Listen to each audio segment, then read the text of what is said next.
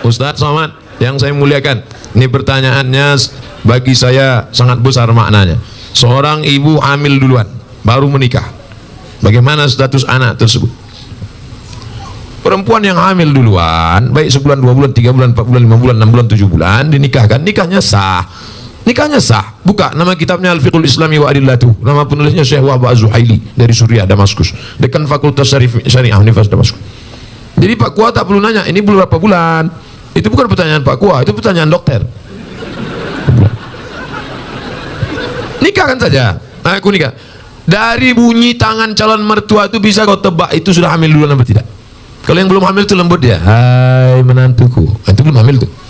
Tapi kalau hei menantu, aku nikahkan dengan tunai. Aku kesini lagi. Aku pijak ini mencongkok. Nah itu udah hamil tuh. Nah, kalau sudah hamil dia, nikahnya sah. Nanti anak lahir tak usah diulang lagi. Sah. Yang jadi masalah, anak nanti lahir tidak boleh pakai bin bapaknya. Pakai binnya siapa? Bin maknya. Bin Fatimah, bin Aisyah, bin Khadijah. Nah, kebetulan nama maknya Tilan, bin Tilan lah.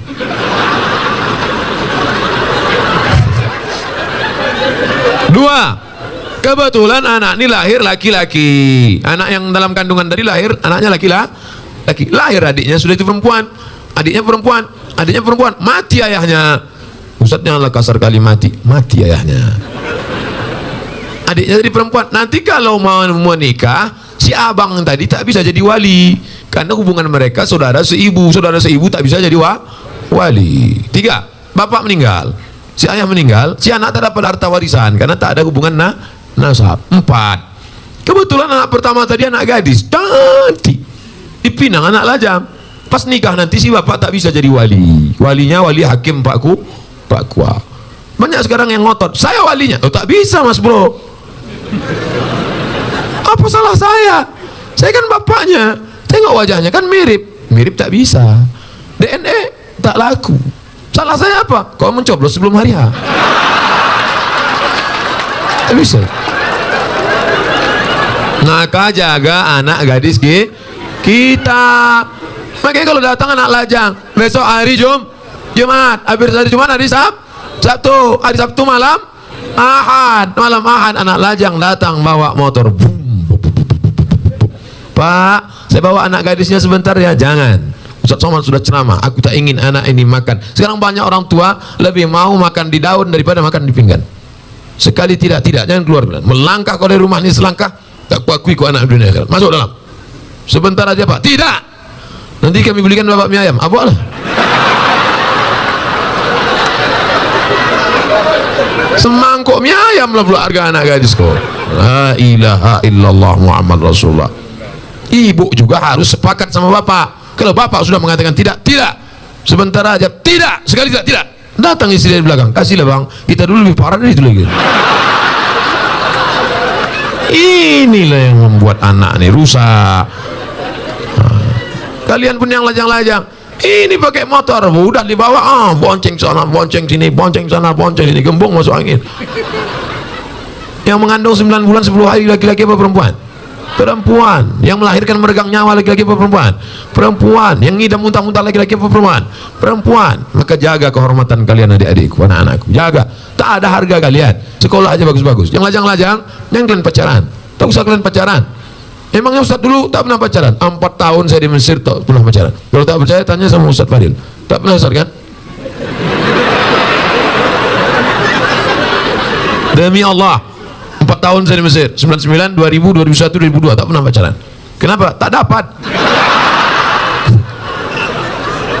Persaingan ketat.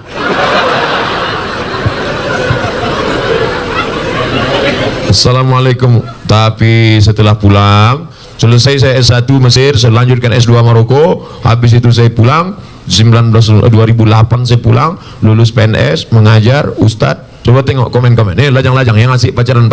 Kalian serius saja belajar sekolah. Saya tak ganteng macam kalian, hitam, pesek, kurus, kering, hitam. Coba tengok komen-komen di FB, di Instagram, Ustadz jadikan yang kedua ya. Tak usah kalian takut jodoh-jodoh itu. Apa kalian takut? Apa hukum sogok menyogok dalam Islam? Itulah yang udah aku jelaskan tadi. Udah. Ar-rashi wal murtashi, la'ana Rasulullah SAW ar-rashi wal murtashi, yang menyogok masuk neraka, yang disogok masuk neraka. Duit sogok haram, dikasih anak bini makan haram, dimakan masuk darah hitam naik ke otak, jantung kotor menjadi darah daging masuk neraka jahanam, dibawa pergi haji Makkah. Labbaik Allahumma labbaik, labbaik la syarika lak labbaik. Apa kata malaikat? La labbaik wala sa'daik. Kau tak dapat haji mabrur karena kau pakai duit sogok. Patutlah balik haji tak ada perubahan. Heran aku tengok Pak Haji ini Pak Ustaz. Dulu sebelum berangkat haji bercelana pendek, balik haji tak bercelana sama sekali. Tak ada perubahan. La ilaha illallah Muhammad Rasulullah. Kalau udah terlanjur gimana Pak Ustaz? Keluarlah dari PNS. Ustaz ngomong aja enak. Kalian tanya aku jawab. Ustaz, saya punya abang yang menyusahkan orang tua. Menyusahkannya berjudi, mencuri orang tua, menggadaikan kereta. Sebagai adik apa yang saya lakukan? Pulang dari sini, musyawarah engkau sama keluarga. Mungkin otak abang ini sudah rusak karena narkoba. Karena orang kalau sudah kena narkoba, jangankan sabu-sabu, putau, Ropil Rohypnol, mix kasbek, vodka, hafal juga bosannya. Yang pemakai juga dia dulu. Jangankan itu, lem kambing aja rusak. Anak-anak SMP, anak SD kalau udah kena lem kambing rusak. Berapa banyak ibu-ibu masak pagi tak panas-panas nasi, rupanya tabung gas sudah dijual anak untuk beli sabu-sabu. Otak itu sudah rusak. Ini saya yakin ini abang ini sudah rusak otaknya. Kenapa? Karena mau dia pula menyusahkan orang tua, berjudi, mencuri orang tua. Jadi kalian kumpul bersama, cari asal muasal sebab musabah. Oh, dia kena narkoba. Orang kena narkoba jangan malu, bawakan ke BNN, Badan Narkotika Nasional. Ustaz, tolong doakan anak kami Pak Ustaz. Doa apa? Doa narkoba. Saya belum pernah dapat doa Allahumma inni na'udzubika min sabu-sabu. Tak ada. Maka serahkan ke BNN. Nomornya Pak Ustaz, catat nomor BNN. Saya selalu dibawa BNN ceramah. Catat ya. Jangan minta ceramah sama BNN. BNN. Rusak pula HP.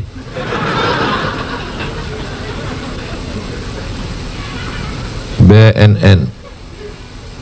Catat 08 0813 11 44 2193.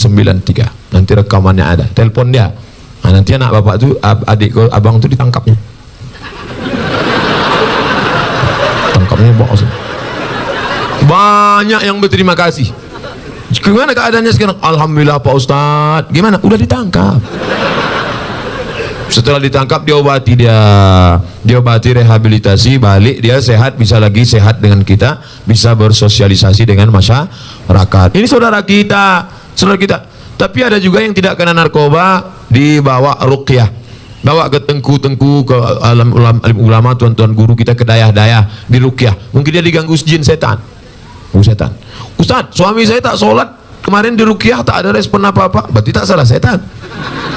Kadang kasihan juga kita. Kadang-kadang setan ini sikit-sikit setan salah. Sikit-sikit setan salah. Laki tak sembahyang setan salah. Laki selingkuh setan salah. Kata setan aku tak ada, kau dah dia aja gatal kan. Nanti keluar namanya KPS, Komisi Perlindungan Setan. Saking banyaknya setan disalah-salahkan. Ada bencong LGBT, waktu dibacakan ruqyah keluar jinnya, habis itu sehat deh. Itu yang meruqyah namanya Ustadz Saifullah, Ketua Arsy, Asosiasi Ruqyah Syariah Indonesia. Ketuanya Ustadz Junaidi. Setiap provinsi ada di ruqyah. Nah, jadi rupanya ada juga jin itu yang bencong. Masuk dia, begitu masuk melambai dia. Begitu keluar jin itu sehat. Tapi saya tak bisa ruqyah. Jadi ruqyah ini ada ustadz-ustadznya.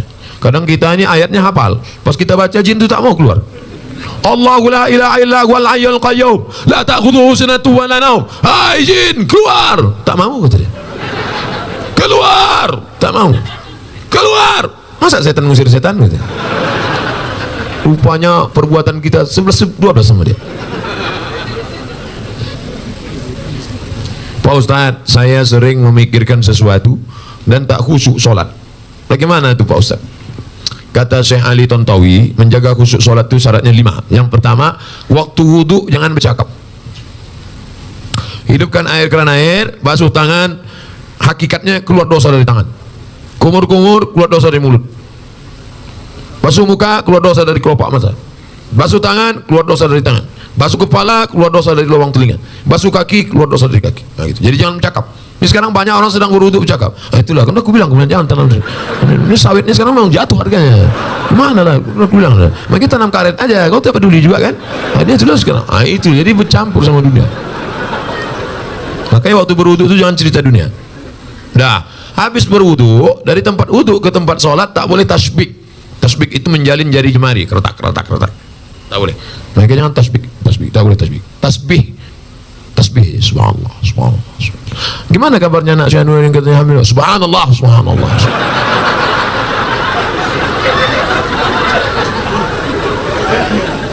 Ada tasbih. Dah. Yang ketiga, menyambut azan. Allahu Akbar, Allahu Akbar, Allahu Akbar, Allahu Akbar. Hayya 'ala shalah. La haula wala quwwata illa billah. Jadi jangan ngobrol sedang azan. Jadi kalau ada yang ngajak kita ngobrol waktu sedang azan, kabarnya saya jadi acara la haula wala quwwata illa billah.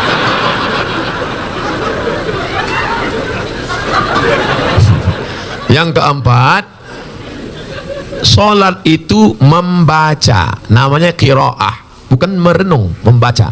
Maka dibaca inna sholati wa nusuki wa mahyaya la syarika lahu. Ya khabab, ya. Nabi itu kalau sholat mulutnya bergerak apa tidak? Nabi kalau sholat mulutnya bergerak. Dari mana kau tahu mulut Nabi bergerak? Bittirabih liyati, ku tengok jenggotnya bergoyang. Kenapa jenggotnya bergoyang? Karena dagunya bergoyang. Bismillah. Sekarang banyak orang sholat mulutnya diam ya. Apa dipikirkan? Jadi mulut. Nah, yang terakhir yang kelima, fahami bacaan, connect antara mulut dengan qalbu, hati. Allah, salat zuhur, Allahu Akbar, Allahu Akbar kabir, walhamdulillah katsir, macam naik motor. Salat ini macam naik motor, macam bawa mobil. Udah agak-agak ngantuk kan, udah agak, macam naik sepeda motor, macam orang naik motor king. Konsen, fokus. Salat bukan kehilangan kesadaran. Ada orang bilang, aku kalau sudah sholat itu hilang kesadaranku. Berarti kau dilarikan jin. Karena sahabat-sahabat Nabi waktu sholat itu sahabat tidak hilang. Mana dalilnya? Ketika sahabat sedang sholat, tiba-tiba Nabi datang. Waktu itu Nabi sakit, imamnya Abu Bakar. Datang Nabi waktu sahabat sedang sholat, maka sahabat memukul tangan. Mukul tangan mau ngasih tahu Abu Bakar, karena tak mungkin ngomong kan, mungkin Abu Bakar itu ada Nabi datang. Menunjukkan mereka sadar, terbuka matanya. Sholat itu mata dibuka, bukan ditutup. Buka. Dari mana dalil sholat buka mata? Uqtulul aswadaini fi sholah, bunuhlah dua yang hitam waktu kau sedang sholat. Waktu sedang sholat bunuhlah dua yang hitam. Apa itu? Ular dan kala jengking. Macam mana kita tahu ada ular kala jengking kalau mata tertutup? Tutup. Tiba-tiba terdengar suara berbisik. Apa? Rupanya ular anaconda. Mata dibuka. Makanya kalau kita sedang sholat, misalnya habis motong karet di hutan, sedang sholat, di depan motong karet itu ada sumur tua. Tiba-tiba datang, entah dari mana datang orang buta mau masuk. Kau tengok, jangan tengok aja, tolong dia. Kau biarkan masuk. Kau tarik tangannya, selamatkan dia. Maka sholatmu tidak batal selama tidak ngomong, jangan ngomong, Pak jangan lewat sini ya. Sholat bukan kehilangan kesadaran. Siapa bilang sholat kehilangan kesadaran? Sholat disadar tidak hilang, kita tetap sadar, tapi connect dibacakan at-tahiyyatul mubarakatuh salawatut thayyibatu lillah, assalamu alayka ayyuhan nabiyyu wa rahmatullahi wa barakatuh, wassalamu alayna wa ala ibadillah salihin, asyhadu an la ilaha illallah wa asyhadu anna muhammadar rasulullah, Allahumma salli ala sayyidina Muhammad wa ala ali Muhammad kama sallaita ala Ibrahim sampai habis fil alamin innaka hamidum majid. Lanjut lagi, Allahumma fir lima qaddamtu wa ma akhartu wa ma asrartu wa ma a'lantu wa ma asraftu wa ma anta a'lamu bi minni antal muqaddim wa antal muakhir la ilaha illa anta subhanaka inni kuntu minadh zalimin. Allahumma inni a'udzubika min adzabi jahannam min adzabil qabri wa min fitnatil mahya wal mamat wa min syarri fitnatil masiihid dajjal. Allahumma inni ala dzikrika wa syukrika wa husni ibadatik. Assalamualaikum warahmatullahi. Allah memberikan kekhusyuan, kita berusaha menyiapkan cawannya. Saya dari Miss XXX. Bagaimana tanggung jawab seorang abang yang paling besar terhadap keluarga setelah bapak meninggal dunia? Tanggung jawab terhadap ibunya. Maka engkau menjadi wali bagi adik-adikmu. Tugas bapak mesti kau mengembannya. Laki-laki, kewajiban kalian kepada perempuan ada 5. Perempuan, hak kalian pada laki-laki ada 5. Pertama, kasih makan. Ibu udah makan? Yang kedua, kasih pakaian. Nampaknya pakaian perempuan-perempuan di gaya luas. Karena di tempat lain banyak perempuan yang tidak dikasih lakinya pakaian. Dikasihlah rok pendek, ditarik ke atas, terbuka bawah. Ada juga yang rok panjang resleting, belum berpasang. Panjang roknya, tapi tidak pasang. Masa lewat, buka. Saya tidak nengok, tertampak. Kewajiban kalian pertama, kasih makan. Kasih makan. Yang kedua, kasih pakaian. Yang ketiga, kasih tempat tinggal. Yang keempat, kasih pendidikan. Kalian kasih didik adik-adik kalian. Mak tak usah lagi pendidik, tapi mak juga bawa pengajian. Mak jangan dididik. Kalian yang punya ayah sudah meninggal, tinggal emak, jangan mak pula kalian didik. Balik dari sini, mak dulu sini mak. Assalamualaikum warahmatullahi wabarakatuh. Bukan begitu. Bawa dia pengajian, mak. Ini ada pengajian ini, mak ikut nanti ya. Aslinya kalian mendidik istri, tapi karena tak sanggup, bawa dia pengajian. Yang kelima, perhatian. Perhatikan dia. Sekarang banyak perempuan yang kurang perhatian, akhirnya mencari perhatian. Kalau nampak perempuan pakai gelang kaki sampai 2 biji, kalau berjalan kerincing, itu kurang perhatian. Ingin diperhatikan orang. Makai ini sampai macam punuk onta. Kalau sekedar ikat rambut tak apa-apa. Perempuan yang rambutnya agak panjang, diikatnya pakai karet gula, karet minyak goreng, diikat. Lalu agak apa sedikit, tak apa-apa. Karena kalau tidak diikat, nanti pas membuka disangka lakinya sundel bolong. Sekedar diikat tak apa-apa. Tapi ada orang mencari perhatian sampai tinggi ke atas. Pernah kan ada nengok perempuan tinggi ke atas, dipakai pula tumit 15 cm. Dia yang makai, kita yang takut jatuh. Pas pergi undang, nengok dia lewat, tinggi tumit segini, 3 kali jatuh. Nah, oleh sebab itu maka ini banyak perempuan-perempuan yang kurang perhatian. Banyak pula perempuan ketika di rumah macam hantu, di luar rumah macam artis. Ustaz tahu dari mana? Pernah saya datang ke rumahnya, tak kenal saya. Ini siapa? Rupanya topeng bubuka. Inilah alis mata dicukur, habis gundul, macam hutan lindung kena potong. Pak salah pakai spidol whiteboard. Sampai di tempat undangan gulai tadi pedas pula, kipas mati, keringat meleleh lah. Makanya kalau mau pakai spidol yakinkan itu permanen. Ini whiteboard meleleh lah, panas yang ini. Iya. Orang senyum, awak senyum. Yang disenyumkan orang awak. Balik ke rumah jam 9 malam, listrik mati. Assalamualaikum bang. Abang buka pintu, Allahu la ilaha illallah. Malam Jumat pula. La ta'khudhuhu sinatun wa la nawm, lahu ma fis samawati wa ma fil ardi, man dhal ladzi yashfa'u wa la ya'uduhu wa la ya'uduhu wa la ya'uduhu hifdhuhuma wa huwal 'aliyyul 'azim. Kenapa hantu ni tak pergi? Bini abang. Inilah gara-gara bini tak mengaji. Tapi insyaAllah di Gayo Luwes tak ada ini, tak ada. Soleh-solehah semua insyaAllah. Kita tengok jilbabnya panjang, jilbab panjang. Anak kecil aja tengok, anak kecil, anakku berjilbab, jilbab panjang. Anak kecil yang nampak cuma 2, muka sama tapak tangan. Anak kecil berjilbab. Ini di tempat lain dipakailah celana sempit, celana jeans, monjerit paha. Tolong. La ilaha illallah. Dipakai pula senam pagi di kantor. Banyaklah pegawai kantor tu error. Di dalam tubuh yang sehat terdapat otak yang cacat. Pagi-pagi instruktur senam, teng teng teng teng teng teng teng teng teng teng. Badannya tak ada juga, biji matanya nih. Apa tak error?